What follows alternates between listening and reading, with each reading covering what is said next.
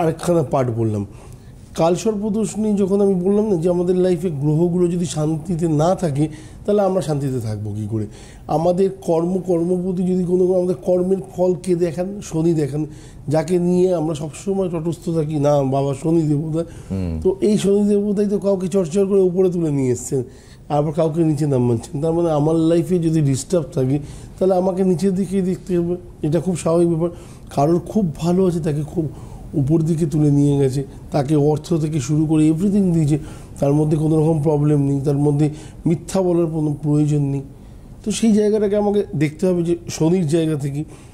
মঙ্গলকে নিয়ে আর একটুখানি যদি আমি না বলি আমার অন্যায় হবে, কারণ হচ্ছে আমার প্রতিটা জায়গায় খুব ভালো, কিন্তু ওই মঙ্গলের একটু দোষ আছে। জন্মছকে 27 বছর বয়স থেকে চাকরি বাকরি করছি, কিন্তু ওই 6 মাস 8 মাস 1 বছর চেঞ্জ করার একটা প্রবণতা চলে এসছে।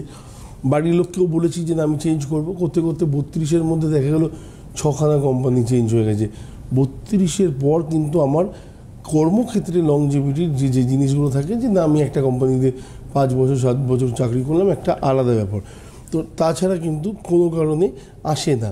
মঙ্গল যদি অতিরিক্ত ডিস্টার্ব হয়ে থাকে, মঙ্গল যদি প্রচণ্ড পরিমাণে ডিস্টার্ব হয়ে গেল, তাহলে সেক্ষেত্রে আপনার লাইফে আপনি চোখ বন্ধ করে দেখুন, থানা পুলিশ বিভিন্ন সংক্রান্ত সমস্যাগুলো আসবে। এই যে আমি এতগুলো ঢেলে সমস্যার কথা বললাম, এই সমস্যাগুলো কোথা থেকে আসছে?